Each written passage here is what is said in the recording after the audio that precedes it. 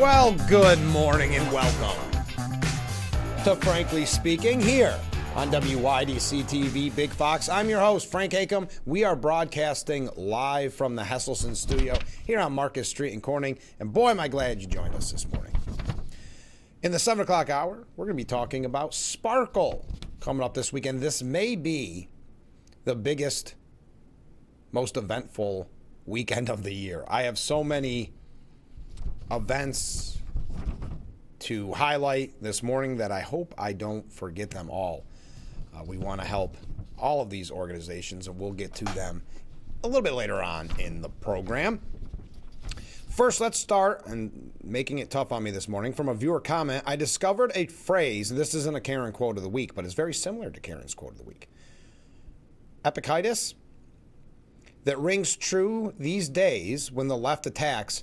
Perhaps in these times, Republicans should listen to his wise words. Quote, letting others or external events dictate your feelings, especially anger, surrenders your freedom and power, making them your ruler.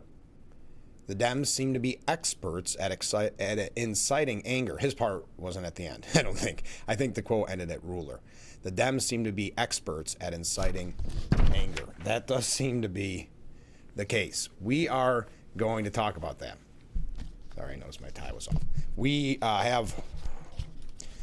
Let me just put it this way. We have a lot of breaking news from yesterday, a lot of things I can't segue to, a really major story, a couple major stories coming out of New York. We're going to be talking about Pete Hegseth. First, I thought we would start on a positive note. President Trump and First Lady Melania Trump were at the National Christmas Tree lighting on the Ellipse yesterday. Trump cited John 1:4. I guess we're kicking off with a lot of quotes. John 1:4 saying, tonight this beautiful evergreen tree glows bright on the dark and cold winter night and reminds us of the words of the Gospel of John. Quote, in him was life, and that life was the light of all mankind. End quote. Beautiful words, Trump said. With the birth of Jesus, human history turned from night to day. His word and his example call us to love one another, to serve one another, and to honor the sacred truth that every child is specially made in the image of God. Noting that America is approaching its 250th anniversary on July 4th of next year, Trump said that the nation has stood tall, in part because millions of our citizens have heeded that call, and the faith and service of Christians have been essential parts of America's strength from the very, very beginning. We love the Christians.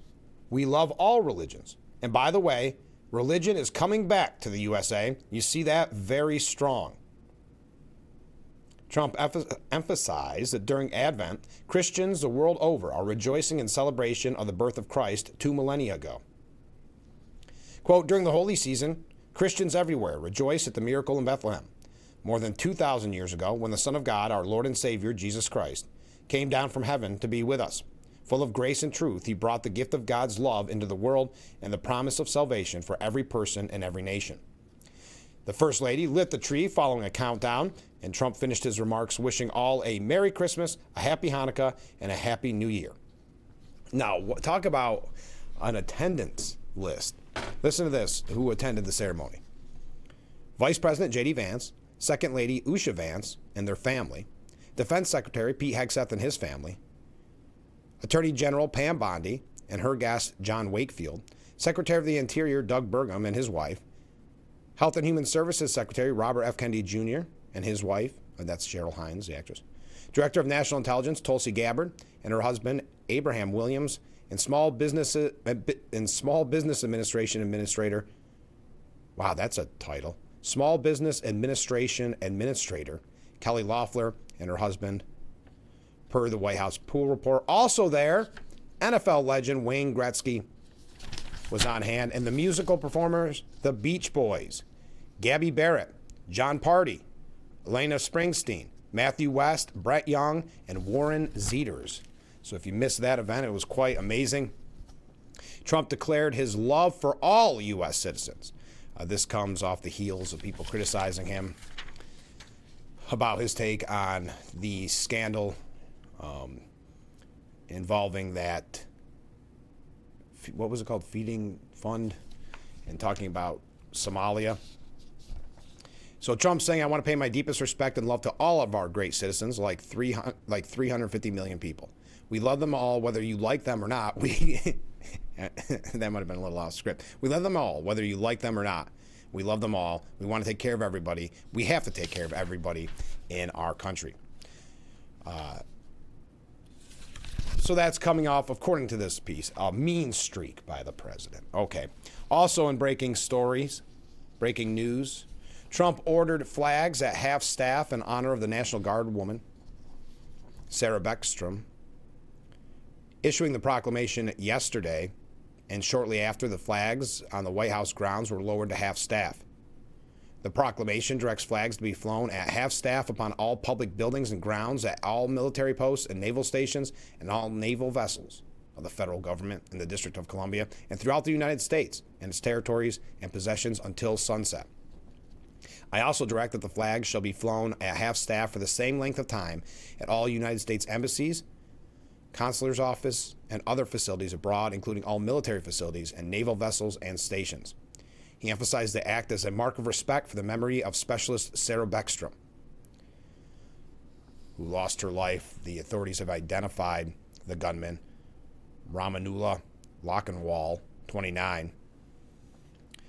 Trump said during Tuesday's cabinet meeting that Beckstrom was an incredible person, highly respected, top of her class. She was like a perfect human being, 20 years old, just started. She was like a baby. Trump added that she loves her parents, and they loved her. So that's how we kick off the program. There is a lot of breaking news, a lot of kind of, I don't want to say recaps, but kind of additions to, I guess is a better term to use, of stories that we've brought to you all week or in the last couple of weeks. We're going to be talking about those. We do need to get into, like I said, a little bit about Hegseth. I've got an update, when I say about New York, a major update about New York. The alleged Chinese agent that worked for Governor Hochul and then Governor Andrew Cuomo. We are learning a little bit more about her and what she said about both administrations. That'll be coming up in just a little bit. But let's go through some more breaking stories. And feel free to weigh in on any of the breaking stories. I know sometimes we move ahead and I may be 3 stories ahead of what you were going to comment on. That's okay. We can always recap. President Donald Trump's Department of Justice is adding a Second Amendment rights section to its Civil Rights Division. Reuters noted that the new section is expected to be open as of December 4th, so yesterday. The National Shooting Sports Foundation reported that the creation of the Second Amendment rights section is, quote, a historic course correction in federal policy and highlights the Trump administration's continued efforts to assess ongoing infringements on Second Amendment rights. I think this is a wonderful move. I know there's a lot of people in this audience. We have a lot of gun owners, gun rights supporters that are going to find this to be welcoming news. The National Shooting Sports Foundation added, the Civil Rights Division now has an institutional home for cases in which state or local officials abuse licensing and permitting authority to deny ordinary citizens their rights. DOJ has already shown it is willing to investigate jurisdictions accused of slow walking concealed carry approvals and imposing excessive fees and delays. After Bruin, the new office is designed to expand that work and give gun owners, retailers, and shooting ranges somewhere to turn when their rights are targeted through backdoor regulations. Reuters had a different take on it, referring to it as a reorganization and claiming that that reorganization is another step in a series of actions by the Trump administration to redefine civil rights with policies championed by conservatives, a departure from traditional civil rights issues, including racial discrimination and policing. There's an example of your media bias to twist the new Second Amendment's rights section in the Civil Rights Division as to almost they're pulling double duty there. They're suggesting that he's more focused on gun rights, which of course they're not going to be a big fan of in the media. And then, I guess, supportive of racial discrimination. I mean, leave it to the media. Unfortunately, I have a lot of media updates this morning. Not a lot, but we have quite a few media updates. And I know sometimes it gets your blood boiling, but we have to be aware. Also, before we, on the fly here. Oh, let's do this one, and then we'll take a break, and then we've got a couple updates, a couple things to get to. We're going to move fast this morning. These shows all week have been going fast. There's been a lot of news to cover in what is typically kind of a slow news period, December. I'm not saying slow breaking news necessarily. Anything can happen, but when it comes to the actions of the Trump administration, you don't really think of December as an overly busy month, other than like tree lighting ceremonies and the like. But U.S. and Kenya have signed the first of what are expected to be dozens of America First global health deals. The agreement that will prioritize combating infectious diseases in countries deemed to be aligned with the president's broader foreign policy goals and positions.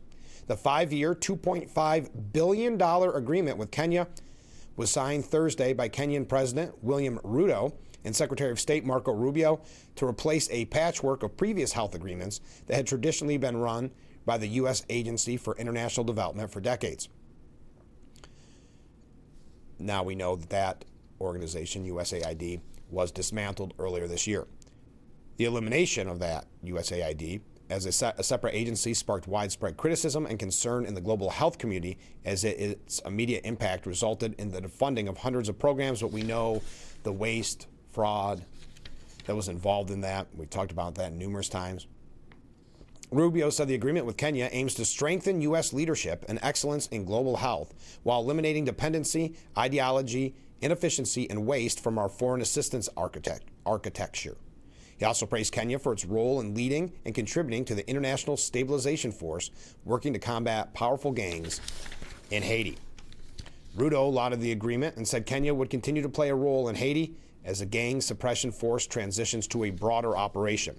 Under the deal, the U.S. will contribute $1.7 billion of the total amount, with the Kenyan government covering the remaining $850 million. The agreement focuses on preventing and treating diseases such as HIV and AIDS, malaria, and tuberculosis, with an emphasis on faith-based medical providers. Although all clinics and hospitals enrolled in Kenya's health insurance system will be eligible to receive funding, according to U.S. officials. So there you are. There's a couple of quick updates that you may have, other than the tree lighting ceremony, that you may have missed yesterday. There's a couple here that you probably did not miss, but we're still going to give them to you, and we're also going to talk about some updates from throughout the week. We're just getting started. Boy, it's feeling good. It's feeling Christmassy out there, isn't it? We've got a lot of fun events coming up this weekend that I'll be highlighting. Next week is a star-studded week of guests. Today is star-studded. We're going to be talking with the Gaffer District in the 7 o'clock hour. So stay with us. Keep those waves, keep those comments coming in, and we'll be right back with Frankly Speaking after this.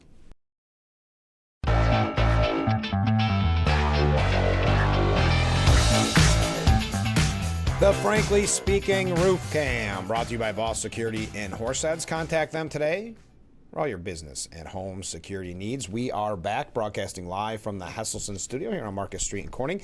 Mark writes in this morning. Good morning, Mark. I see the Admiral admitted that Hegseth did not give orders to shoot them all on the drug boat. He didn't even order a second strike. We're going to be talking about that in depth, but did you see that Representative, he's a Democrat from Michigan. You would know him if you saw his face and his hair. Sri Thandar announced he will file articles of impeachment against Secretary of Defense Pete Hegseth, which, again, this is coming from the Hill, who is at the center of 2 scandals at the Defense Department. Thandar told Fox News, the secretary has to go. He's incompetent. He's, violated. He has committed war crimes. He must go. And if both parties, if Republicans are willing to look at this for the merit of this case and not just their loyalty to President Trump, this can be done. According to the Hill, the 2 scandals is the Signal app debacle. And then they have, of course, what Mark was talking about, the drug boats. Which that story is ever changing. And we're going to get to that and more in depth. Now, Thandar said both controversies show the need for accountability from both parties, using the discharge petition to force a vote on a bill to release all the files. What? Oh, they use that same kind of thing that was with Epstein. Okay, there you are. But what we learn is, let's see, Thandar has also introduced articles of impeachment against Trump in April. You get the whole idea. Getting a little press from this. But we're going to talk about Pete Hegseth in depth a little bit later on in the program. As you may have learned yesterday, one last update, the federal grand jury has declined to indict New York Attorney General Letitia James. This is after refiling the mortgage fraud charges. The jury was impaneled to review the case again, but rejected revised mortgage fraud charges brought by other federal prosecutors in Norfolk. Roger Keller, who has been serving as a federal prosecutor in Missouri before joining the team to prosecute James in Virginia on October 22nd, presented the indictment. James had previously faced 2 counts brought by acting U.S. Attorney Lindsay Halligan. You know all of that. But the breaking story yesterday, kind of later afternoon, federal grand jury has declined to indict Letitia James. I'm not sure if she has been quoted, or I know she originally called it baseless. All right, there you are. Now, we mentioned yesterday, and it was an odd scenario, but Governor Newsom, Gavin Newsom from California, we are being almost forced to accept him as the front runner for the next presidential election, 2028. As a matter of fact, Politico telling us almost get over it. He's the front runner. Well, we had the story for you yesterday where Halle Berry, the actress, before he was at the same summit, before he spoke, she said that he should not be president, that he ignores women. There was a whole laundry list, and it was quite I guess it even got some gasps and groans from the audience. But the Academy Award-winning actress publicly torched him for twice vetoing legislation with expanding access to menopause care. Berry argued that the term-limited governor, quote, probably should not be our next president because of those vetoes, accusing him of overlooking and devaluing women in on-stage remarks that stunned the crowd in far-left New York City. So Newsom was asked about the criticism. And all you can say is he cowered over the criticism. He said, quote, actually, I was just connected with her manager. We have the ability to reconcile that, so we're reconciling. I've included it in the budget next year. So it takes an Academy Award-winning actress from far-left Hollywood who is, according to, I think it was Variety, Hollywood is embracing him, which blows my mind after the disastrous handling of the wildfires. But he needs that Hollywood support. Now, does it always prove beneficial? No, it really doesn't. If you look at someone like Kamala Harris. But financially, it helps. So he needs that support. So he has to now change his mind or change his budget to reflect the concerns of one Hollywood actress that brought it up in front of a crowd. I guess, is that the only way your constituents have a say, or that you hear them out? But cowering to it, saying, I'm in touch with their manager. We have the ability to reconcile that, so we're reconciling it. I've included it in the budget this year. Newsom suggested that Berry's tongue lashing stemmed from the fact she didn't know about his plans for the menopause bill he refused to sign into law. Kind of condescending, isn't it? Quote, they didn't understand we were already in the process of fixing it, so we are getting it fixed. They didn't. Who's they? Halle Berry was the one that brought it up, but kind of condescending. She didn't know. She didn't know. The bill, championed by Berry, sought to mandate that healthcare plans provide recommendations for menopause-related treatments and require healthcare providers to receive training related to menopause care. Newsom vetoed it over concerns that it would have, quote, unintentionally raised healthcare costs for millions of working women already stretched thin, according to the governor's office. Not anymore. That must change. His opinion on it must have changed because now, after that tongue lashing, he has changed his tune. So there's your update from yesterday's broadcast. Let's keep going here. This is not an update. Oh, yeah, let's go to this update. This will show them. Remember when Sean Duffy, the transportation secretary, said, hey, could we maybe show just a little bit of class when we're flying? It doesn't have to be a suit and tie. Maybe jeans, nice shirt, maybe not pajamas and slippers. Well, apparently there is a sort of protest going on where people are wearing pajamas to airports. Not sure what this accomplishes, not sure what the protest is ultimately for. It sounds like it's more for the attention. Kat Sullivan, a Los Angeles-based TV producer and internet comedian, ended up running through the concourse in sneakers and a long dress with an old Hollywood feel, saying, quote, "I never bail on a bit." Okay. Sullivan said in the interview that her experiences illustrate how insane this directive is. "The dress was incredibly impractical. I think it was like 30 degrees when I landed. It was definitely not the right thing to be wearing." So now, people are wearing slippers. People are wearing pajamas. Others are going the opposite direction, thinking it's funny to wear cocktail dresses and suits.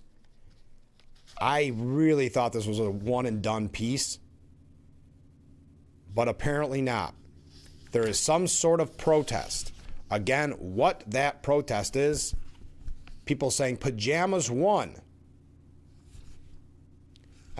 I don't, first of all, airports can be a daunting experience, and sometimes you are left feeling a little like you're ready to take a shower.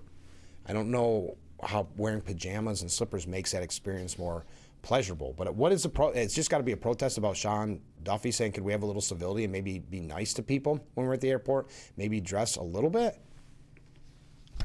I didn't expect that. I thought that was a one-and-done story. But here we are. We have so many one hits here to get to before we talk about the main issues of the day. Like I said, New York updates. We're going to talk about Hegseth. We're also going to talk about the pipe bomber. Very little is known about that, so that'll be a kind of a quick recap of what Pam Bondi, Judge Janine, Kash Patel had to say, because there's still a lot to learn on that. So we'll talk about that as well. But stay with us. We'll be right back with Frankly Speaking here on WYDC TV, Big Fox.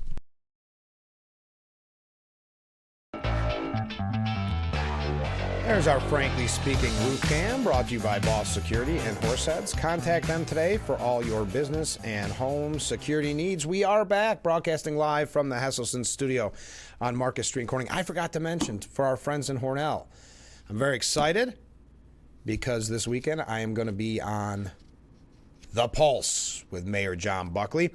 That is on WLEA. That's at 1 o'clock on Saturday, 1 o'clock on Sunday. Always enjoy being a part of that broadcast. We had a lot to cover this morning, or this weekend, I mean. Force a habit with this morning. A lot to cover this weekend, so I'm excited to be joining the mayor, our good friend John Buckley, on The Pulse on LEA this Saturday and Sunday. I hope that you can catch it if you're in the Hornell area. Also, we're going to go through some of the events later on that are happening this weekend, but I wanted to mention just specifically and highlight this one very specifically because tomorrow is the Toys for Tots Fill the Patrol Car and Coats for Kids event held by the Steuben County Sheriff's Office. There's Sheriff Jim Allard, who will be on the program, mind you, next Wednesday. He'll be at the event. It's at the Irwin and Hornell Walmart Plazas from 10 a.m. till 12 p.m. Toys and children's coats will be collected for Steuben County children. The toys will be distributed to Steuben County children in need, and the new or gently used coats are distributed to the school districts for children in need of cold weather clothing. The event has grown over the past 5 years, and the generosity and charitable spirit at both events last year was overwhelming. And so we look forward to talking with the sheriff on Wednesday of next week to find out how it went. It's normally a huge success. Also, is it housekeeping time? No, we'll bring up some other events later on. I wanted to single that one out by itself. Okay, boy, did you see Stephen A. Smith? I'm sure you probably didn't see this, but Stephen A. Smith locking horns with Whoopi Goldberg on The View. I just have to pass this along real quickly. I know this isn't the biggest story, but I think it's worth noting. Whoopi said, "I know that you have very strong feelings about Democrats, but I do have this to say to you. It is important, I think, for Democrats to show that they stood with the LGBT community, that they stood with black women and women in general. Because once you let us go, once you let women and poor people go, what do you have?" And so I've listened to a lot of people say, that you didn't follow what was necessary, that they did the way they thought they could. It didn't work for them. They got it. Smith said, "See, respectfully, I don't like that. Let me explain. As a Democrat, the bottom line is this. We talk about poor people. Who ain't thinking about poor people? I know I do. I know that most candidates within the Democrat Party that I know they think about poor people. I know they think about the desolate and the disenfranchised. I get that. But what I'm saying is that during the campaign, where you're doing what it takes to win, where are we doing what it takes to win? I would say to anybody that doesn't want J.D. Vance or Marco Rubio or somebody like that to succeed him, focus on what's going to win. That's where my sports background comes in. Tell me what is going to win. I don't want to hear, but I understand the LGBTQ community is important. I understand that the desolate and disenfranchised is somebody who we should always be looking for. I understand the economy. I understand immigration. I get all of that. But the point is, I'm trying to win to make sure that I'm in office and you're not. What is it going to take? The Democrats did not do that last time, and that's what happened.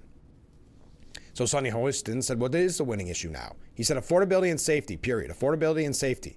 He later added there would also be a willingness to cross the aisle and show you're willing to work with people to get stuff done so we don't have the chaos just because we disagree. Joy Behar then had the laughable line, I think that Democrats try harder than the Republicans to do that. Meaning cross the aisle? Smith asked, really? I don't know about that. Yeah, that's one of those throwaway lines by Joy Behar that makes no sense, but she has to get her 2 cents in there. He also went on a tirade about Senator Mark Kelly's video urging troops to ignore illegal orders. He had said things about it in the past, calling Kelly loud and wrong. After playing the clip of Smith's commentary, Hostin said, I'd love to give you an opportunity to perhaps change your position on what you said. Smith said, I'm not changing a thing. I didn't stutter when I said that. So, okay, you want to stay loud and wrong? Well, you can call it loud and wrong all you want. You're entitled to your opinion. I'm entitled to mine. Wow, standing by that tirade where he said, respectfully, Senator, what the heck are you doing? Looking into the camera and telling military men and women to ignore the commander-in-chief? How dare you? How dare you do that? Anyway, we don't need to keep going into that. I don't like to do a view segment if I don't have to, but I thought they're not used to that. You know, as Joy Behar one time said, we only invite Republicans on here, but they're too scared, which is laughable because of her great takeaway line. This is just an example of media real quick. But then when they even have a Democrat that they disagree with, they can't handle it. And since if you want to, just to mention, because we had I think we had one of these stories a day all week since we want to talk about the media. This coming from the Express out of the United Kingdom. Donald Trump falls asleep in public again as health fears soar. Quote, he's not okay. I'm telling you, I honestly look at his schedule. I look at Marco Rubio. I look at J.D. Vance's schedule, and you see them at every event all day, all night, it seems like. I do not blame him. I go to a lot of meetings where there's times where I've got to catch myself to make sure that I don't fall asleep. So this idea that the media now, I guess for lack of a better word, cares about a commander-in-chief, his schedule, cares about the president's sleeping habits, after 4 years of no coverage. I don't want to keep belaboring this point because when we did earlier in the week, Scott Besant kind of stole our lines. I'm just kidding. Scott, if you're watching. But no, I mean, we've talked about it all week long. But just another headline to prove the bias in the media, solidifying that loss of credibility. There's our quick media updates because I know we have so many big issues to get to. Let's go through. All right, quick hit list, and then we're going to go and get on the major stories of the day. How's that when we return? Okay, so we'll go through a couple quick ones, and then we will get to the pipe bomb. We will get to P. Hegseth, and then some New York issues. It just seems like there's so much going on. So stay with us. We'll be right back. The Frankly Speaking Roof Cam, brought to you by Boss Security in Horseheads. Contact them today for all your business and home security needs. We are back, broadcasting live from the Hesselson studio. Steve writes in and says, good morning, Frank. Well, good morning, Steve. I guess you can't indict a ham sandwich in New York. If it is a Democrat, Letitia James wasn't able to be indicted, then how did they ever get Trump indicted? I guess I'm going to have to go out and get a mortgage, enlist my mom as my significant other in change of status of the house, and have this be a precedent so I can't be convicted. Yeah, it is amazing. You raise a really great point there, Steve. I guess it just depends if it's a D or an R next to your name. All right, as I promised, a couple of quick hits, and then we're going to talk about the other issues of the day. A Harvard professor, remember when we talk about academia and what it is doing to the youth, a Harvard professor who got in a little bit of trouble after shooting in front of a Boston synagogue was detained by ICE and has agreed to voluntarily leave the United States. That's according to the Department of Homeland Security.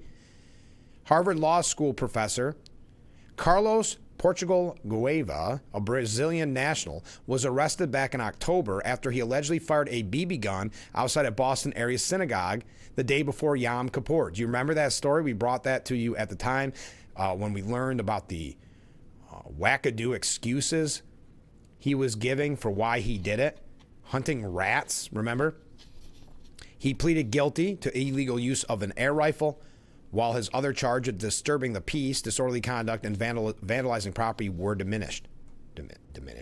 Well, that too. Dismissed. The Harvard Crimson first reported that he was suspended by the university pending an investigation, with synagogue leaders noting in an email the shooting was not fueled by anti-Semitism.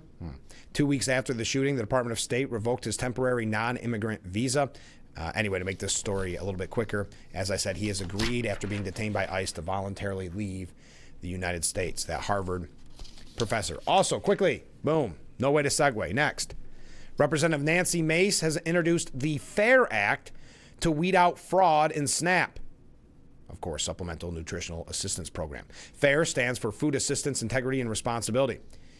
In part, it would require something as simple as a photo ID on the EBT cards. It's not a bad idea. An emailed press release from Mace's office notes that there is currently little to no identity verification when a SNAP EBT card is used. Oh, yeah, think about how often we hear about these fraudulent use of it from stolen cards and like that in the news. It opens the door to card sharing, unauthorized purchases, stolen cards being exploited, and taxpayer dollars going to people who aren't legally eligible at all. Across the country, states are reporting massive losses from SNAP fraud and misuse.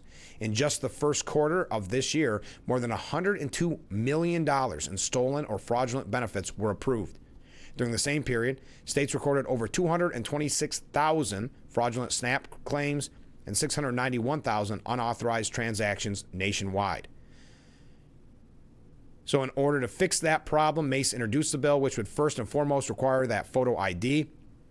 The bill would also allow states to issue additional photo verification cards for households with multiple authorized users, all while requiring retailers to verify the photo on these cards before transactions are completed. According to the press release, accommodations would be made for caregivers, helping those who need assistance. If passed, the bill would give the U.S. Department of Agriculture a year and a half to update its regulations. So as we've talked a lot about SNAP, I thought I would pass that along to you. And in our final quick hits of breaking news, a dozen Republican lawmakers signed a letter in conjunction with Democrats supporting the extension of subsidies under the Affordable Care Act. What I guess allegedly, or I don't think that's the right word, but I guess what's led to the longest government shutdown in history. So now you have a dozen Republican lawmakers signing on to support the extension of the subsidies.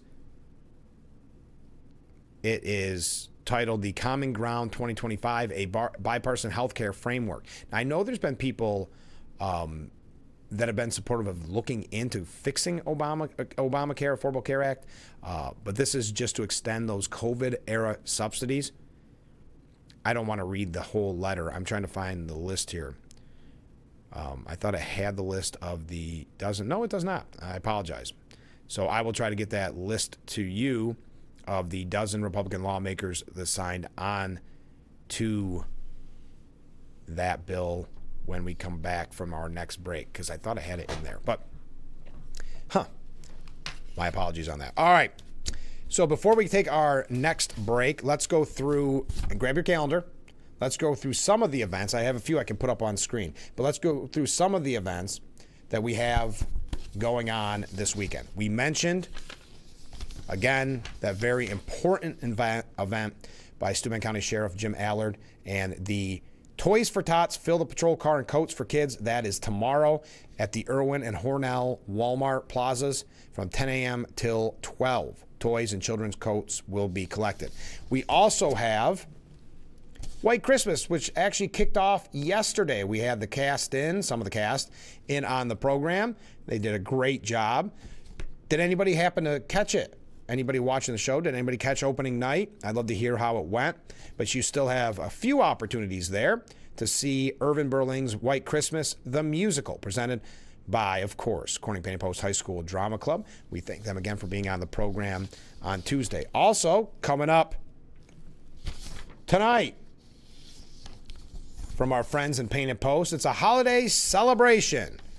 And you see who's not only do you have Santa Claus there, you have kids' activities, but we've got our friend Doc Possum's going to be there. And I'll use that as an excuse to talk about the telethon in just a moment. But you know Doc Possum is great in sending us a couple tunes each year for the Salvation Army telethon. Well, he's going to be there. So visit with Santa for photos and gifts for all kids. Enjoy holiday music along with family-friendly covers and Doc's originals, pizza, hot chocolate, face painting, glitter tattoos, and more. That's at the Painted Post Fire Station tonight from 5:30 till 7:30. And one other event that I did not have time to put up on screen this morning, and I apologize, that is, and we've had Raphael Gregorian in on the program before, and he is presenting, his ballet theater is presenting The Nutcracker at the Clemens Center tomorrow.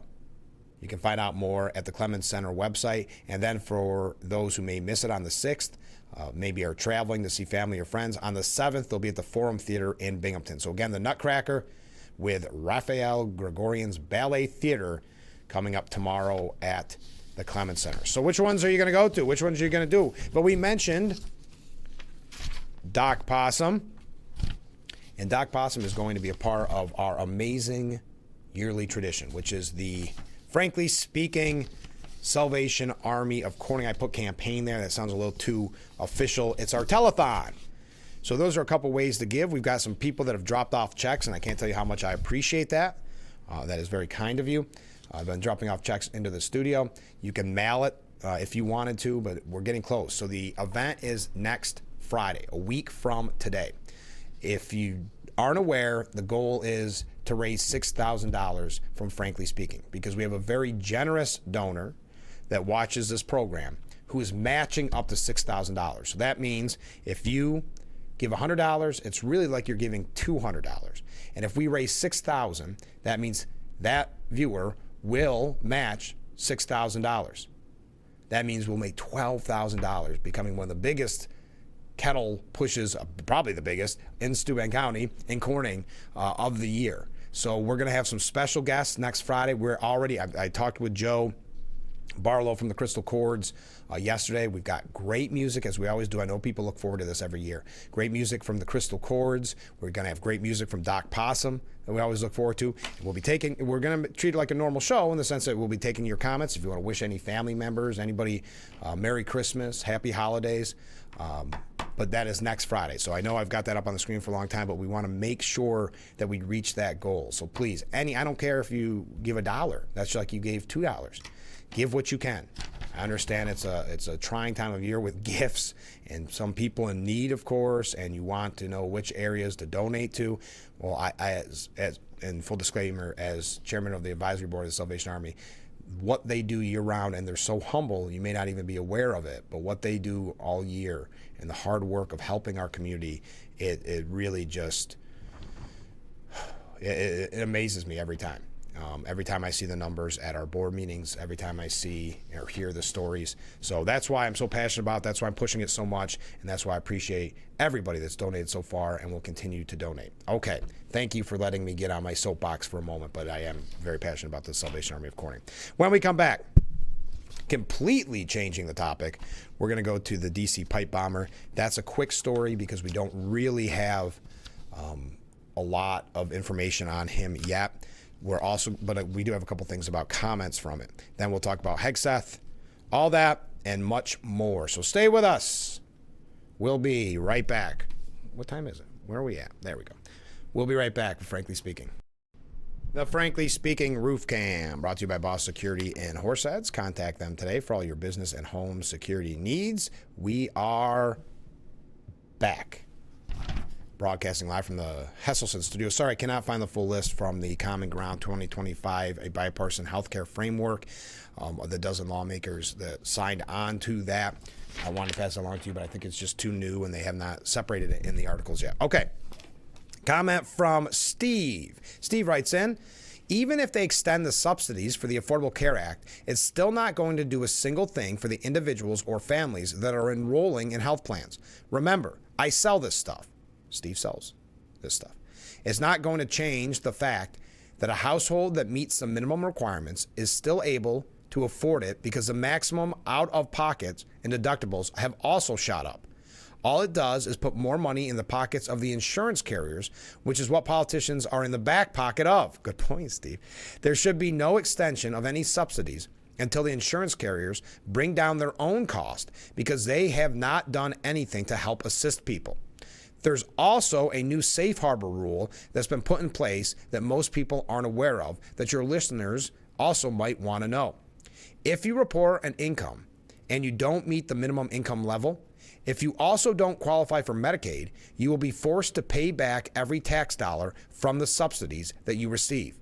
Is to try to remove over 6 million people and retrieve $23 billion that the insurance carriers are receiving because of waste, fraud, and abuse, trying to be saved through the tax dollars. Thank you, Steve. Oh, I got something special for you, everybody. We're going to have a Climate Fact Friday, Bob. Comment today. We're going to save that to the top of the 7 o'clock hour. That's what we're going to do. Thank you. Can't wait to hear it. Can't wait to hear. Coming a little bit out of retirement. Appreciate it. And by the way, Climate Fact Friday, Bob, I saw your email this morning. I appreciate it. I can't wait to hear it. Okay. The FBI did arrest a man in the January 6th D.C. pipe bomber investigation. Of course, that has been a long time coming. The Bureau believes the man, 30-year-old Brian Cole Jr. from Woodbridge, Virginia, compiled bomb-making supplies for months before leaving the viable explosive devices outside of both Republican and Democrat headquarters in Washington, D.C. His arrest is a break in one of the biggest mysteries of the day. If Cole were to be convicted, it would end the probe that for years had failed to produce any lead as to who placed the bomb, both just a few blocks away from the U.S. Capitol. Pam Bondi saying, let me be clear, there was no new tip. There was no new witness, just good, diligent police work and prosecutorial work. He is facing 2 federal explosive charges. He's expected to appear before a federal judge in court. I believe that is today. Now, Kash Patel said it reveals how relentless the police work by the FBI was. Despite offering a $500,000 reward for information leading to the arrest of the person, no one came to claim that award. I mean, no one gave any new information, as Pam Bondi said. But what little we know about this guy, from what they are reporting in the news from his neighbors, he was kind of a loner, a quiet guy, so that may be the reason. This is a 5-year-old case. How do they crack it with no new tips? Well, Kash Patel said, the FBI examined every piece of information available, leveraged new technology, brought in experts from around the country, and methodically developed the evidence needed to nail this suspect. This breakthrough didn't come from the new tip. It came from relentless FBI work. Dan Bongino, the deputy FBI director, who Patel said spearheaded the investigation, gave credit to Trump for the case being cracked, saying this is what it's like when you work for a president who tells you to go get the bad guys and stop focusing on other extraneous things not related to law enforcement. We'll talk a little bit more about this when we return from break. I'll tell you how the media is responding, but we want to hear from our friend and Elmira native Judge Janine Pirro, who commented on it as well. And if you haven't seen by now, I want you to know what Jake Tapper from CNN had to say about the suspect. So stay with us. We'll be right back. Man, this hour is going fast. We'll be right back. The Frankly Speaking Roof Cam, brought to you by Boss Security in Horseheads. Contact them today for all your business and home security needs. We are back broadcasting live from the Hesselson studio. So we're talking about the January 6th pipe bomber arrest that was a major story yesterday and will continue to be. Well, what we learned from Pam Bondi is that information, the evidence used to make the arrest was sitting at the FBI for 4 years. It was, as she put it, sitting there collecting dust under the Biden administration. The arrest raises questions about the lack of progress made by the Biden administration under FBI Director Christopher Wray and Attorney General Merrick Garland. Bondi said the Trump administration prioritized the investigation after a total lack of movement on this case in our nation's capital, which undermined the public trust of our enforcement agencies.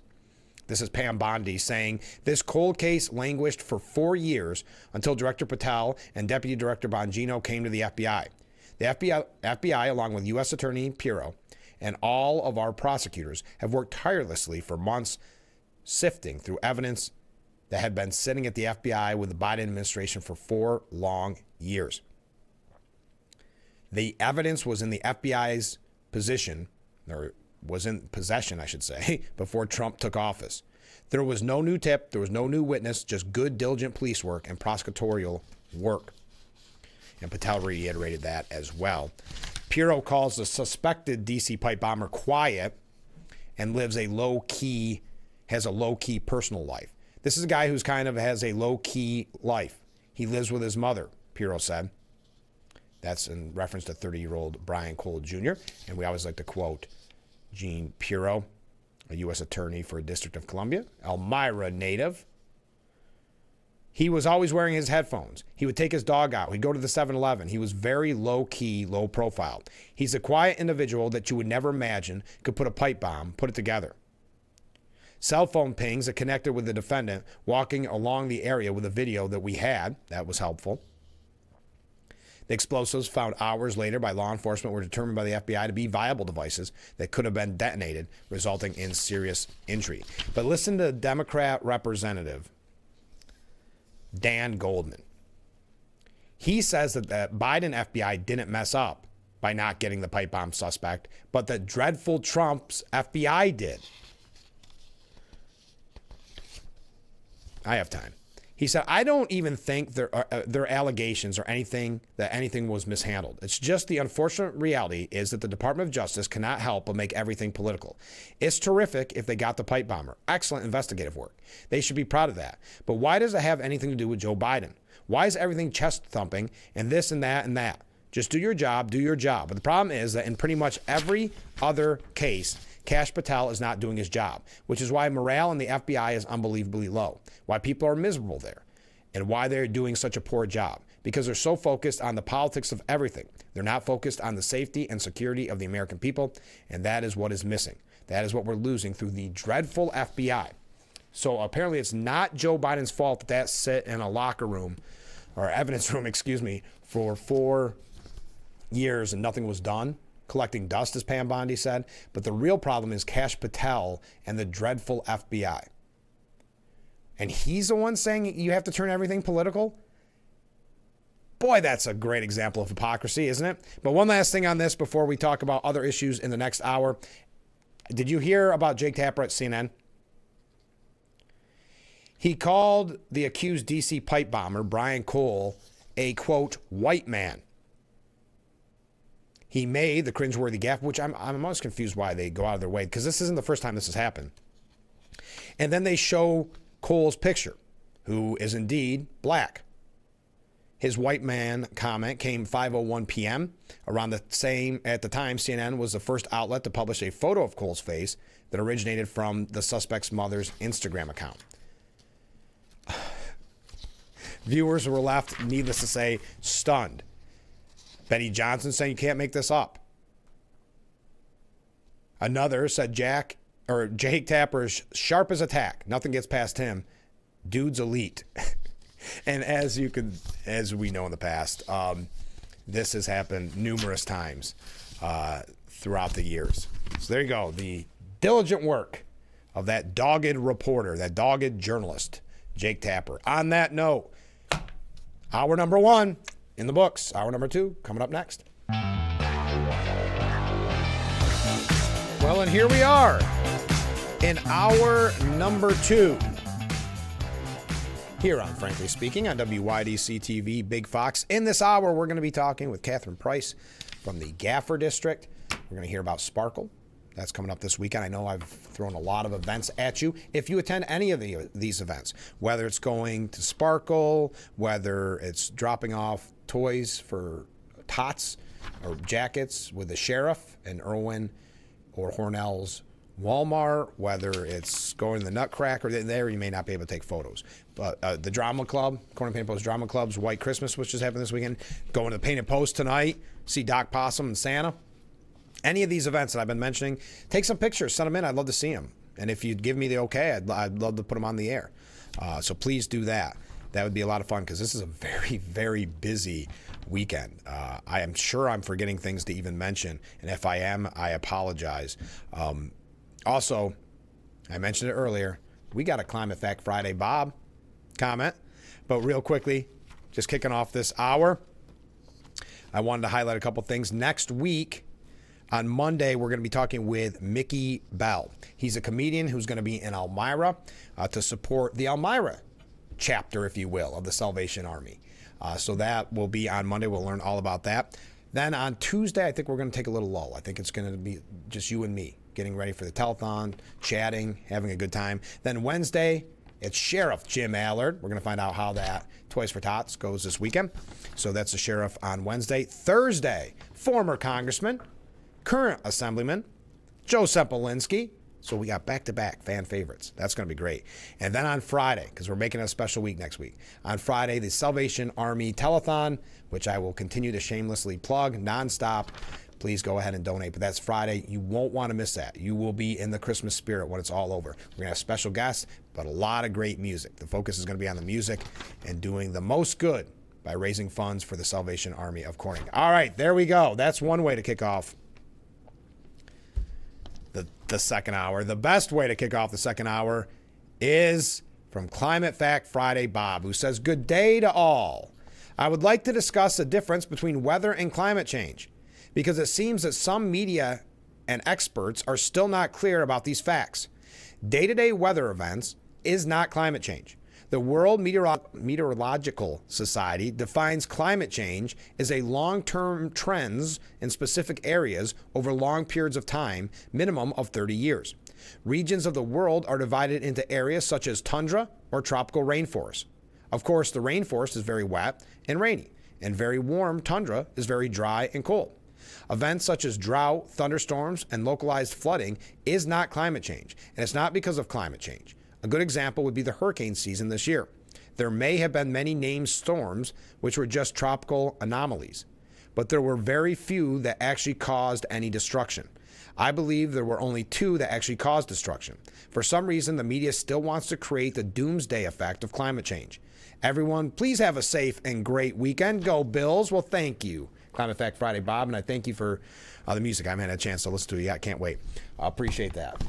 Good to have you texting in. We all look forward to it. All right, we're going to talk about, well, let's talk about it now. Let's talk about Pete Hegseth first. Breaking last night, the U.S. military sank another suspected drug vessel in the Pacific Ocean yesterday, marking the 22nd strike. That's the 22nd strike under the Trump administration's Operation Southern Spear. And the first since War Secretary Pete Hegseth was accused of ordering survivors of a boat bombing be killed. The latest lethal strike killed 4 male narco-terrorists traveling on a vessel operated by a designated terrorist organization in international waters, according to U.S. Southern Command. Intelligence confirmed that the vessel was carrying illicit narcotics and transit it along a known narco-trafficking route in the Eastern Pacific. So that's your first update.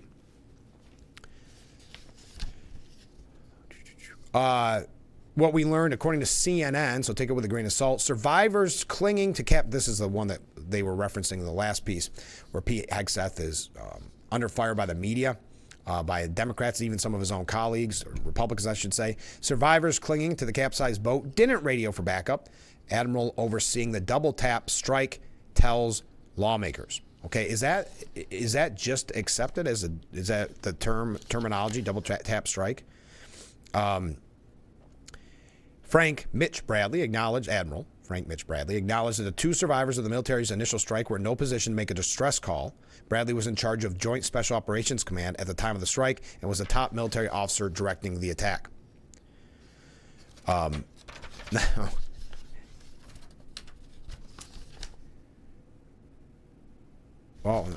so many comments coming in. Keep those comments coming in. I'm sorry. Ultimately, Bradley told lawmakers he ordered a second strike to destroy the remains of the vessel, killing the 2 survivors on the grounds that it appeared that part of the vessel remained afloat because it still held cocaine. The survivors could hypothetically have floated to safety, been rescued, and carried on with trafficking the drugs. The logic went. So kind of breaking down that narrative that Pete Hegseth, and we can go through the whole history of that. Yes, if you're wondering, yes, my chair is sinking. I'm not getting shorter. I don't know why it only does this during live broadcasts and not throughout the day. Now lawmakers are split after viewing the boat strike video.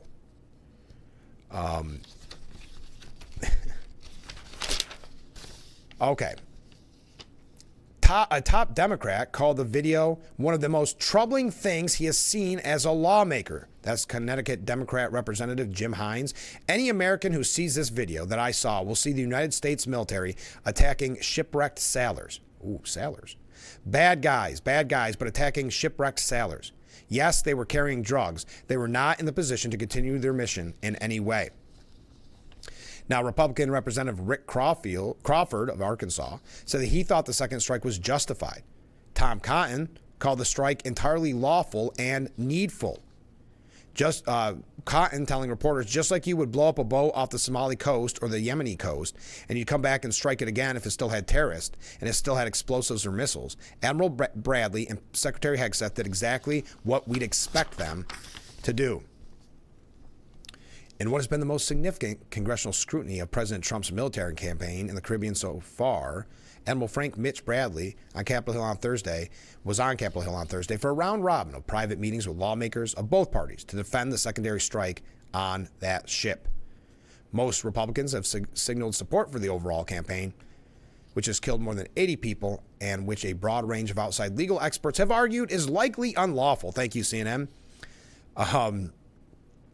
So that is where we're at with this. I don't really want to go too much further with this. Jim Himes from Connecticut, Democrat from Connecticut, was asked by Jake Tapper, so you are saying war crime was committed? He said, well, I want to be careful with my language here. We didn't get the audio, but that's sure what it looked like to me. And again, I don't want to get into the details, but I want you to imagine 2 individuals clinging to wreckage in the middle of a vast ocean without any tools, without any weapons. Look, if this guy had an AK-47 or an RPG or was, calling in airstrikes or anything else, it would be a totally different thing. What this boils down to, and we're going to talk about it when we come back because I really got to fix this chair.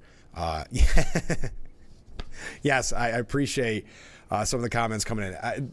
It's that noticeable, huh? Yeah, it gets a little ridiculous. I'll fix it during break because I'm completely on the ground at this point. We're going to talk just one more thing about Venezuela.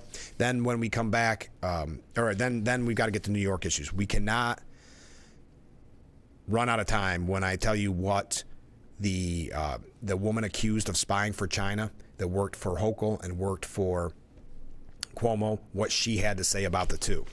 Then we got some other New York State issues as well. So stay with us. We'll be right back. You'll see whether the roof camera, you'll see just how ridiculous this looks. Stay with us. The Frankly Speaking Roof Cam, brought to you by Boss Security in Horseheads. Contact them today for all your business and home security needs. We are back broadcasting live from the Hesselson studio. Let's go to some viewer comments. Comment from the first viewer. Good. The 22nd strike yesterday. We need 22 more. Yes, the 22nd strike on a drug trafficking boat yesterday. We're going to continue that topic in just a moment. Comment from a different viewer. Frank, tell your administration you need a new chair for Christmas. I like that this is my administration. It makes it sound so fancy, so official. This is a new chair, and I swear it only happens during the show. Sit here all day, never have a problem. So we'll keep it for now. Okay, David Hersani, I think, has a very good point on this. And we brought up the hypocrisy on the Venezuela stances, if you will, by Democrats. Democrat Senator Tim Kaine promises he'll refile a war powers resolution in the Senate demanding President Trump ask for congressional approval before launching any military strikes against Venezuela. And this is so weird because this puts so many Democrats, I don't know how else you can look at this, on the side of the drug traffickers. But I'll continue. A similar bill failed by a 49-51 vote in the Senate last month. Why does the bill specify Trump and Venezuela? For the same reason a similar bill in June specified Trump and Iran. Democrats aren't seriously concerned about constitutional war powers. They are grandstanding. After all, there's no need for any resolution or bills. Keep this in mind. This is what they're doing with Pete Hegseth as well. This grandstanding, this looking for attention. It's why the one representative called for an impeachment of Hegseth. It's all about the grandstanding. It's about the public relations. We already have Article 1 of the Constitution, which confers the power to declare war with Congress and no one else. There's no exemption for either party in that text. But we also have the War Powers Resolution. In 1973, Congress, which at the time still occasionally defended its constitutional role, overrode President Richard Nixon's veto and passed a law limiting the president's ability to use military force without congressional consent. The executive branch was now theoretically obliged to consult with Congress within 48 hours of an attack or as soon as there was imminent involvement. The ensuing military action would be limited to 60 or 90 days unless Congress authorized it. Virtually every White House ignores this. Presidents have been trying to circumvent Congress on the issue of war since President Thomas Jefferson sent the American Navy to deal with Islamic pirates who were enslaving Americans and disrupting trade. Needless to say, war was only becoming more kinetic and complex since then, so presidents have been given lots of leeway to react to fluid situations. All presidents felt the need, at least to justify military action, with a patina of constitutional reasoning. Until 2011, that is, when then President Barack Obama authorized military strikes on Libya's air defense to protect Islamic rebels from attack. Obama did something new. He informed Congress that his authority for military action was derived from a mandate of the United Nations Security Council. While most presidents circumvented the Constitution, the notion that an international organization, not to mention one with permanent seats for communist China and totalitarian Russia, had any authority to dictate American military deployment was a direct attack on U.S. self-determination. Yet Democrat senators praised Obama's Libya campaign as cautious and thoughtful. Partisans on both sides only pretend to care about war powers when it's convenient. Increasingly, this is a problem on all fronts of constitutional governance. Now, Trump has a strong case to make for stemming the influx of illicit drugs coming from Latin America. I don't have to go through all that. If there's good cause to be made striking them, Congress should see the evidence. Because once guided missiles start making a regular appearance, we are engaged in real-world hostilities. And if a foreign nation is enabling or inciting, it's completely reasonable for the United States to retaliate. Trump has also threatened to close Venezuelan airspace, an act of war, and has reportedly told the nation's strongman, Nicolas Maduro, to leave the country and allow for regime change. Yes, telling him to get out quickly. Now, perhaps he's just trying to scare Maduro into curbing the narco traffickers, or perhaps he means to destroy the country's production facilities and drug trafficking routes. Either would also be war. Conflicts are messy and unpredictable, and they often cross administrations. If Trump wants open-end permission to deal with Latin American drug cartels, he should go to Congress and let Democrats either vote it down or buy in. Not only would it be beneficial politically, it would also reassert some semblance of constitutional order. Don't get me wrong, though. I'm not living in a fantastical world where I believe my president will relinquish power. At this point, demanding politicians abide by constitutional norms is a lost cause. But war powers, they're already dead. They've been dead for a long time, according to David Hersani, highlighting the hypocrisy there. Okay. Comment from a viewer before we get to other comments from viewers. Where is it here? Good morning, Frank. Well, good morning. All the left rhetoric about double-tapping drug smugglers is purely more of the same continuing political Trump administration bash mining. If not, then perhaps the obvious question to ask is, whose side is the radical left on? The American people or the criminals responsible for the deaths of thousands of U.S. citizens? in Jack's observations here, the objection from the left could implicate themselves as collaborators with a drug cartel by trying to distance themselves in order to save face with them. Thank you, Jack. We have a couple of other comments from viewers, but we're going to read those after we get back. We've got an interview with the Gaffer District, so you can learn all about upcoming Sparkle, but I don't think I can get to these. I can't get to these comments. I will when we return after, not this break, but the next break. Okay, I'm going to leave you with this to think about before we go to break. So you'll have time to think about this as we talk to the Gaffer District about Sparkle. And then we're going to talk even more New York State issues. We've talked numerous times about Linda Sun. Very few are, but she is the alleged, or she's accused of spying for China while working for former Governor Cuomo, governor at the time, and now Governor Hochul. She has worked for, and she was a senior staffer in the Hochul administration. Here we go. A former top New York State official accused of spying for China once remarked that New York Governor Kathy Hochul was, quote, much more obedient than former Governor Andrew Cuomo. I think Stefanik, at least Stefanik has a potential political ad here. What do you think? Linda Sun made the remark after she convinced Hochul, who served as Cuomo's lieutenant governor at the time, to film a Lunar New Year video touting China's New York consulate. This is what the New York Post is reporting, citing evidence presented at Sun's corruption trial. Quote, she is much more obedient than the governor, Sun wrote to China consular official Li in a January 25th, 2021 message shown to jurors in a Brooklyn federal court. She allegedly wrote, quote, the deputy governor listens to me more than the governor does. Well, that's probably why she rose to the ranks even higher. She was already high up in Cuomo's administration, but even higher in Hochul's. Chinese officials had asked for Cuomo to film the video, but Sun told them she would likely get Hochul to participate instead. Let me ask, but likely the lieutenant governor can probably do it. In the 2-minute video, Hochul wishes everyone a happy Lunar New Year, so the video is out there, and talks about the privilege of working with the Chinese American community and the Chinese consular's office. Sun, who has also served under Hochul, is charged with violating and conspiring to violate the Foreign Agents Registration Act, visa fraud, alien smuggling, and money laundering conspiracy. Now, after this came out, I know I'm running late.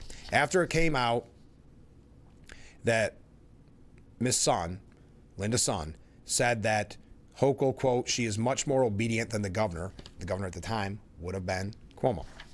Elise Stefanik reacted in a statement that she sent to Fox News. Elise Stefanik, of course, representative currently, has announced that she is running for governor against Kathy Hochul. Elise Stefanik saying, quote, the worst governor in America, Kathy Hochul, not only bent the knee to the radical socialist, but is also fully compromised by the Communist Chinese Party. Hochul is the worst governor in America for New Yorkers, but the most obedient for the Communist Chinese Party. I have a sterling record standing up against Communist China, and there will be no spies infiltrating our state government when we save New York. So again, as we go to break, think about your comments. That Governor Hochul is much more obedient than the governor. So much more obedient than Cuomo. All right. I told you we had a big story coming out of New York this morning. We have other stories about Hochul as well. Stay with us. When we come back, we're going to hear from the Gaffer District. All excited for Sparkle on Saturday. Stay with us. We will be right back. The Frankly Speaking Roof Cam, brought to you by Boss Security in Horseheads. Contact them today for all your business and home security needs. Welcome back to Frankly Speaking here on WYDC TV Big Fox. I'm your host, Frank Hakem. We are broadcasting from the Hesselson studio, and it's time to talk Sparkle. Before that, we have not spoken since Harvest Fest. We have not. You've done a lot since Harvest Fest. I have. How's it going? Really, really good. Yeah. I love it here. It's such a great community, and we've really had the opportunity. I've been in a great position coming in to make some changes right away that have been really fun. Has anything surprised you? how many Yes. activities you pack in like 2 months? Yes. It's been an event, cleanup, an event, and Yeah. So that's been a lot of fun. Surprises, though, I would say the community engagement. So, and everybody reaching out to me. Yeah. It's been like, I thought it was Goodbye Harvest, but boy, like all the different between the chamber and CABA, the business Sure. association. Everybody's just been so great, and Explore Steuben welcoming me. Oh, yeah. Getting me all up to speed as fast as we can. That's wonderful. It's really good. And now you're here at Crystal City Christmas time, and I hear the Parade of Lights went great. It was really good. We had a fantastic turnout. We had over 50 floats. Again, First Heritage Federal Credit Union is our presenting sponsor for all of the Crystal City Christmas activities. So they wear our Grand Marshal for the parade, and they did a great job with their float and their marching group. And lots of people handing out candy. The kids were all so excited, and we had the issues that you worry about. We didn't have any of those. That's wonderful. Which is really, really great. So not only did it look great, but from the logistics side of it, it was really great too. Well, from the Christmas aspect to it, with the snow that we got earlier in the week, the snowing behind you now, it does get you in the Christmas spirit as you go by the Christmas tree. And of course, we have to mention the full lighting of the street. Yeah. Welcome back, right? So many people have said. We're so What's the excited reaction about that. It's been so positive. When I first started, overwhelmingly, that's the one thing that everyone talked to me about was they were really disappointed with the trees. And unfortunately, the trees just cost a lot of money. It's very expensive, and the way it's been set up is not sustainable. And Colleen, the previous executive director, did the very best that she could with what she had to work with, and I just, I guess, was in the right place at the right time and was able to make a little magic and jump in. And I know that they're doing, and I think it's a good idea. People want to have the lights, and I totally get it. Help along, like put a little skin in the game, so to speak, and you can donate. Exactly. So our investment this year to bring all the lights back was $60,000, and so that was our goal. To have the lights for the 5-year cycle. So a little bit of technical information, that's okay. right? So you have to wrap the trees with the lights, and every 4 to 5 years you have to cut the lights out because the trees have grown. Yeah. And you have to trim the trees. And to trim the trees, get the lights up, take the lights down, and fix anything that breaks in between, including all the electrical issues, it ends up costing about $187,000 over that time period. I don't think people realize that. No. And I mean, some of that, of course, COVID. Prices have gone up. Tariffs have been have affected us, but so we pulled money from other locations and then reached out to the community to ask for help. And you can find it, all the information about it on our website. It lays out what we have to do to take care of the trees, how much it costs, and we've raised almost over half of what we were looking for. So our goal this year was $60,000, and we are at $40,000 That's right wonderful. now, which is amazing. Yes, and I think a lot of people haven't heard. First of all, they haven't seen the numbers in the past to see how much it costs, because most of the time when you have conversations about it, that's not the first thing that comes up. But also, I'm not sure if they've seen all the fundraising kind of ask. And so I think it's good to spread the word on it, because I do think people want it so bad they want to invest. Yes, absolutely. And it's if you have a business, it's a great thing for your business, because if you adopt a tree, which is how we've set it up, is to adopt a tree. If you adopt a tree, then you get your advertising up throughout Corning and on our website about your business adopting the tree for 4 or more years. Great idea. So, which is a wonderful thing. Well, I think it's great to have it back, especially if someone works early in the morning and it's so dark. It's so nice to drive down the street with the light snow, not the heavy snow we had the other day, but the light snow. It's very nice. And the other thing that we're going to do this year that we haven't done in the past is we're going to keep the trees lit for January and February. Oh, good. It gets so dismal by the end of January. Yes, it sure does. And everything stays gray. And if you have to be out and it's dark at 4 o'clock, the trees are nice. Yeah. Yeah, oh, absolutely. And it's something special because I know way years past they would keep it, I think, year round, and that probably got extensive. But there is something very nice about it when it's dark to have the lights on the street. Yes. But also, we kind of glanced over it, but what a beautiful tree this year. Yes, thank you. Yeah, it turned out wonderful. It did. Yeah. You know, we're so lucky. The trees, both this tree and the tree in Bridge Street were donated to us. So, you know, we just have to put the lights on and get it all set up. Yeah. And then everyone gets to enjoy it. This is why we are such a great Christmas location. We really are. We're lucky. It's magical. So that's, I think I told you this last time, but one of the reasons that I moved here was that I was here in 2020 during Sparkle, Oh, wow. and all the trees were lit. And I was here at the Quincy Exchange right across the street from Centerway Square, and I thought, wow, what is this place? This is amazing. And I love the holidays, so it was perfect. It's special. Yeah. And how's the planning going for arguably the biggest event in Corning every year, Sparkle? So you know, right now we just have planning's done. We just have a few logistical things to take care of to make sure that we are all set and ready to go Saturday morning. So the streets close at 2:00, but you know, our team gets here around 7:30 to start, and you know, we're getting ready to make merry. Yes, that's I like it. If someone's never been before, what would you recommend other than dress warm? Yes, definitely dress warmly, but try and make it all the way through all 5 blocks. Yeah.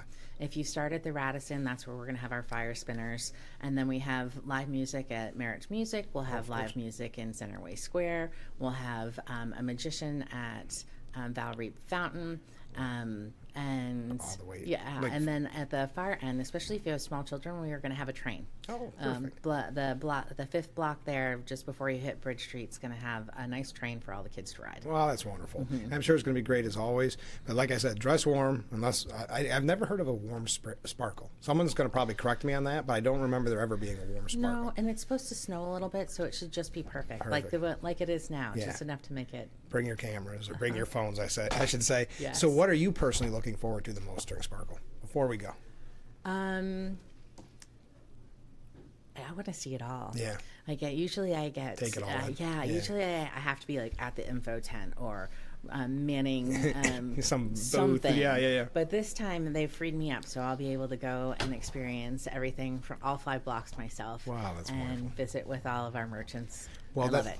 Well, I'm wishing you the best of luck because I'm sure it'll go fine. We don't need luck. No, you don't need luck. You've got it. So let's talk again soon. Yes. Let's catch up. We can't wait that long between Harvest and Sparkle, okay? Agreed. All right. Thanks for being Frank. with us. We'll be right back with Frankly Speaking. Stay with us.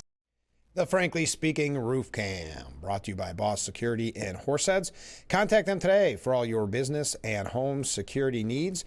We are back, broadcasting live from the Hesselson studio here on Market Street in Corning. We got some viewer comments coming in, but we thank Catherine Price from the Gaffer District for telling us all about Spark. I know I mentioned a lot of events coming up this weekend.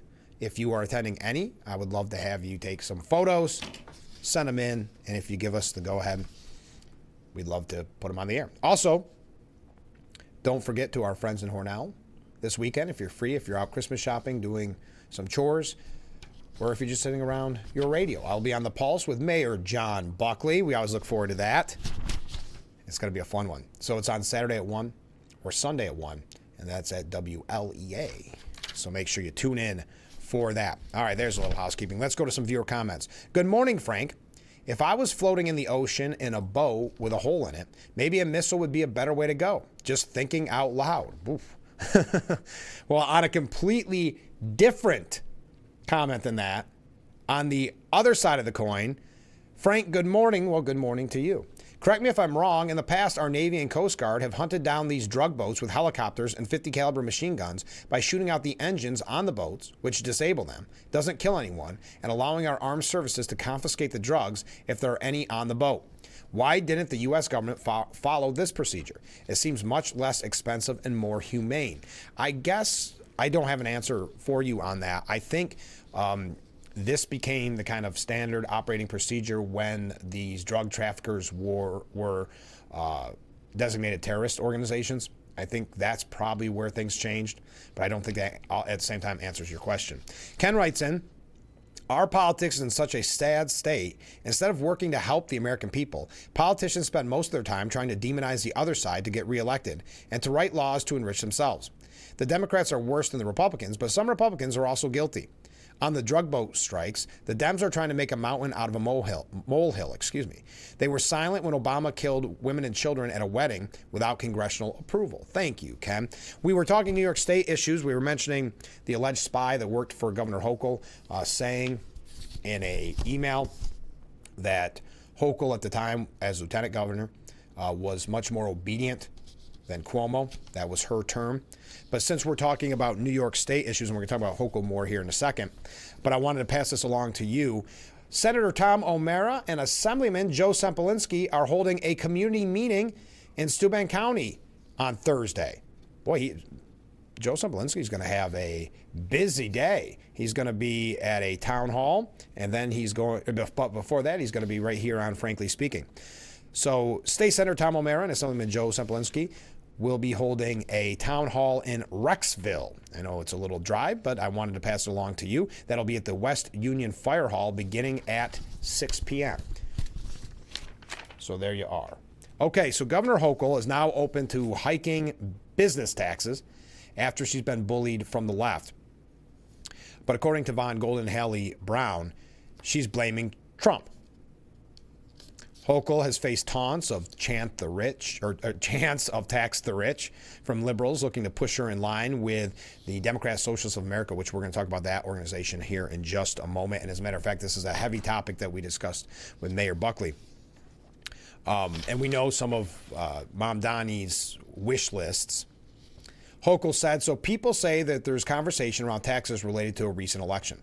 It's not the recent election. It was the 2024 election when Donald Trump took office and has now created the chaos where we don't have a clear line of sight into what is going to come at us. I'll take a fist in the air bump as a wave. That gentleman that just walked by. She claimed the need for more revenue and budget struggles was a result of the federal administration, despite having overseen a 22% increase in state spending. Hochul said, we have additional expenses because of Donald Trump, not because of anything else, and that's where I have to be able to have the flexibility to manage. I don't have the clarity of seeing what is happening next year with the Trump administration.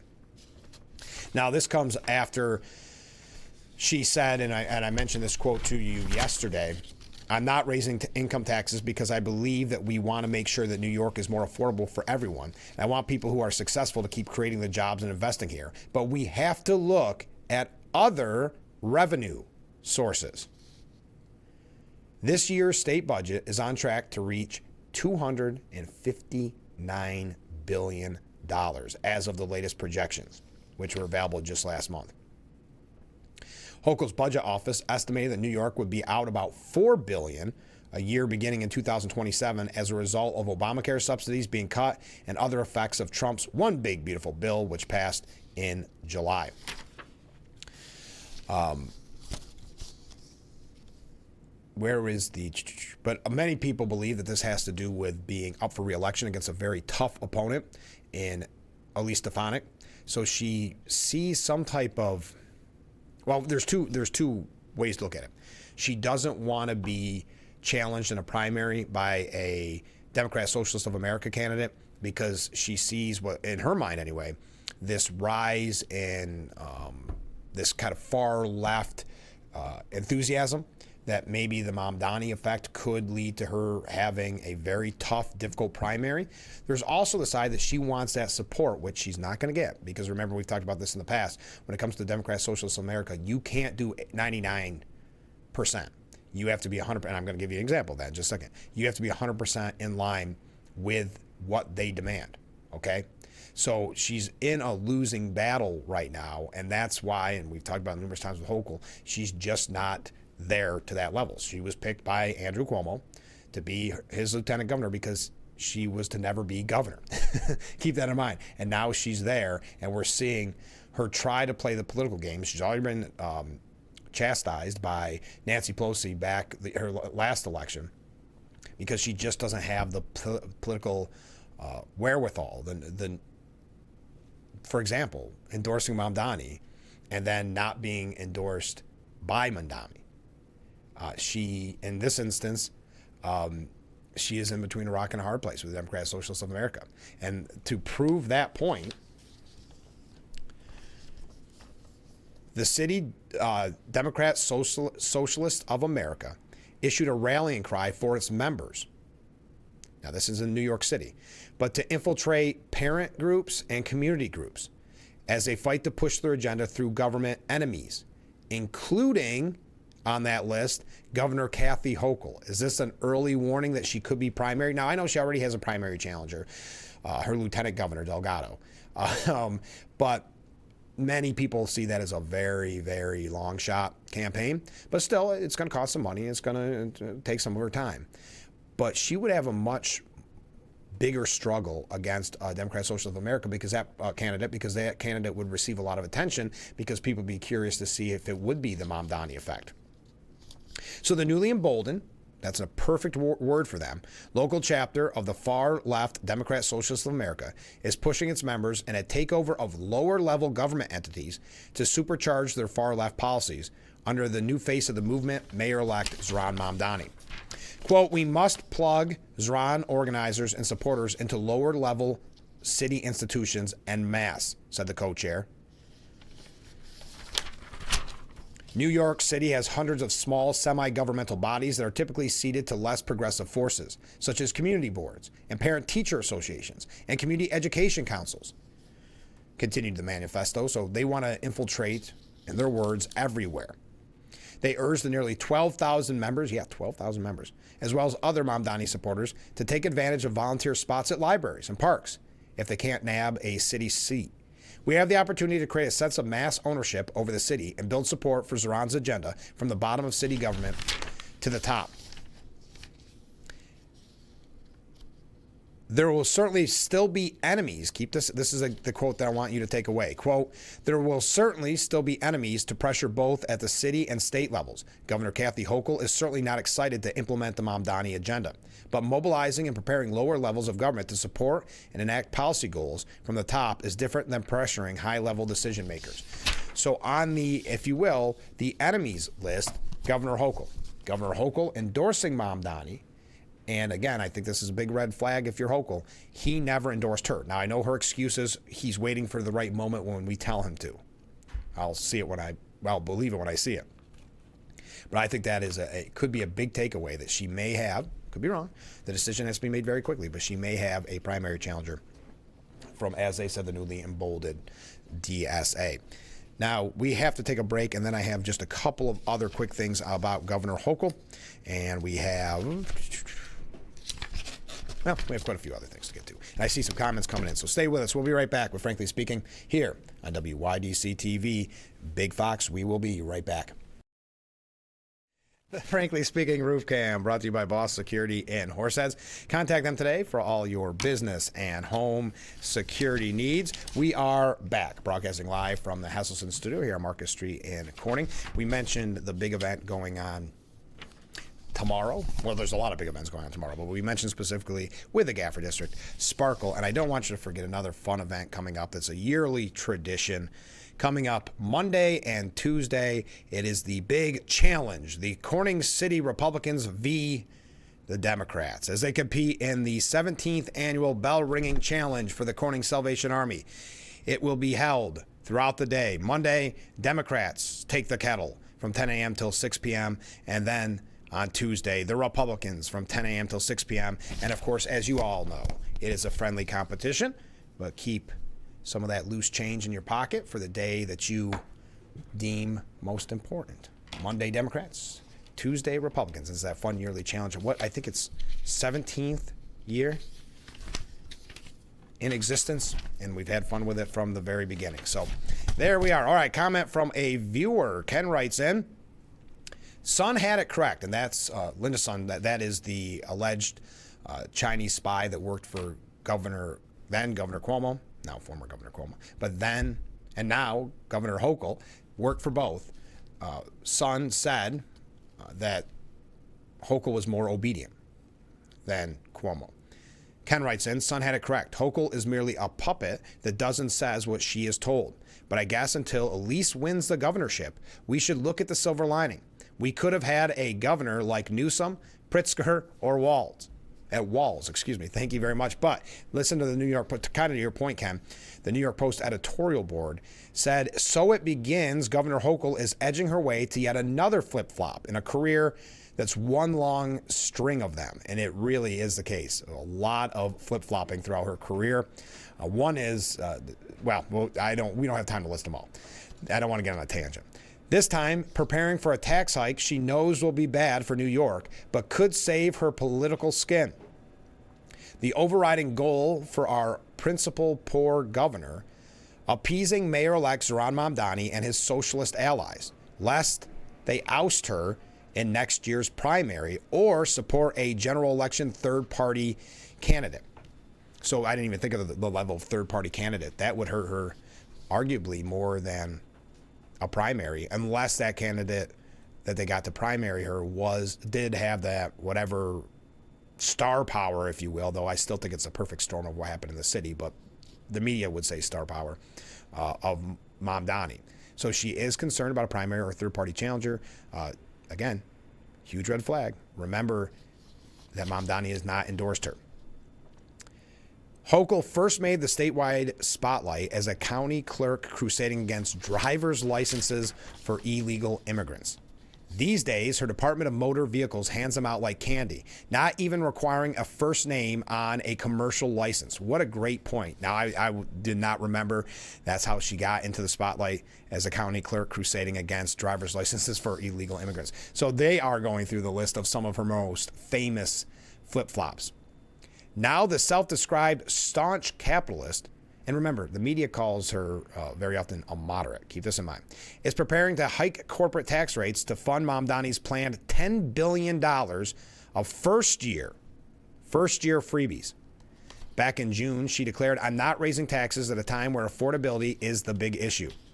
Yet, as December opens, she's saying, I'm not raising, quote, income taxes because I believe we want to make sure that New York is more affordable for everybody, and I want people who are successful to keep creating the jobs and investing here. By February, she may be backing off on income taxes too, for all we know. As for affordability, corporations pass tax hikes onto the consumers via higher prices, or they pick up and leave for friendlier locations, Florida, Texas, Tennessee, taking all their tax payments and their employees' salaries with them. And unfortunately, we've seen this. And of course, plenty more just never come to New York. And we've talked about that, that there's no real way to measure it. But is New York even considered on a company's list of new locations? We expect the governor to insist it's Donald's fault who made her do it, not Zohran Mamdani. She figures New Yorkers will buy the claims of savage federal cuts, which in reality will amount to slower than once planned increases in aid, not actual reductions. The Chameleon Act has kept Hochul rising in politics for decades. Maybe she can pull it off for one more campaign. But Mamdani's howling socialist jackals are a different beast. Notably, they put out a call for members to infiltrate, as I mentioned in the last segment, community boards, PTAs, any kind of grassroots institutions, take them over so that they can feel that the Democratic Socialists of America have a mass ownership over the city and to help Mamdani's agenda. The problem with paying the bullies to go away is that they always come back demanding more, and that's kind of the history, specifically the Democratic Socialists of America, which we've mentioned in the past. You have to be 100% in adherence to their beliefs and their platitudes, or they will turn on you.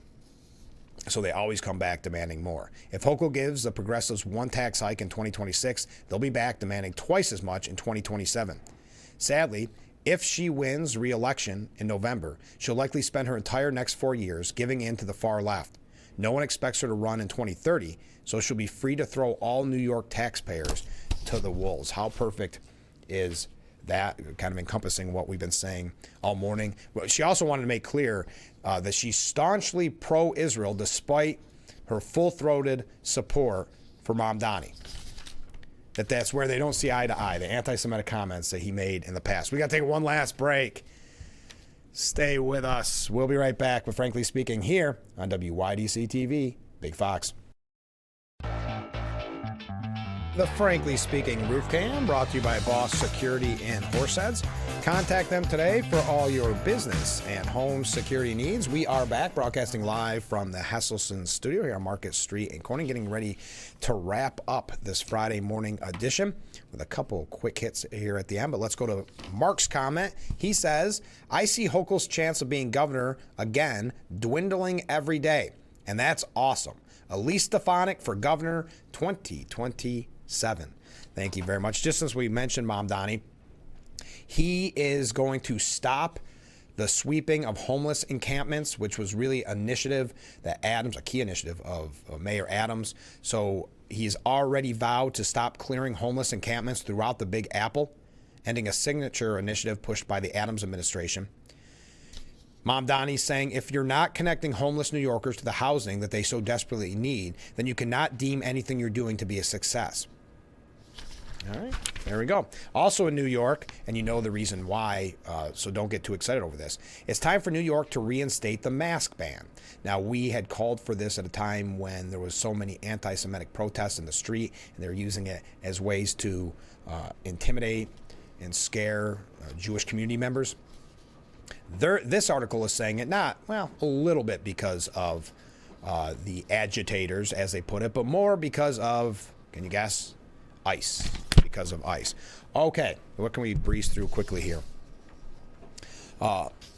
Some of Ilhan Omar's allies are tied to the massive Minnesota COVID meal fraud scheme involving the Somali community. Members of her inner circle personally profited from the $1 billion welfare fraud scandal in her district that has placed her Somali constituency under a White House microscope. We also know that Minnesota Democrat lawmakers, including the Attorney General, were handed over $53,000 in campaign contributions by these fraudsters who ripped off taxpayers' cash meant to feed children. And that does it. I guess we'll end on that note because we are out of time. There is a piece at the New York Post, if you have an opportunity to get to it, by Josh Appel. And the headline is, George Soros wrecked American criminal justice, one leftist district attorney at a time. All right, let's do some quick housekeeping before we go because it's a busy weekend. We want to thank Catherine Price from the Gaffer District for being on the program. Of course, this weekend, the Saturday, is Sparkle Christmas. We also have, and it actually started yesterday, but it continues tonight, tomorrow, and on Sunday, Irving Berlin's White Christmas, the musical, from Corning Paint and Post High School Drama Club. We thank them for being on the program earlier in the week.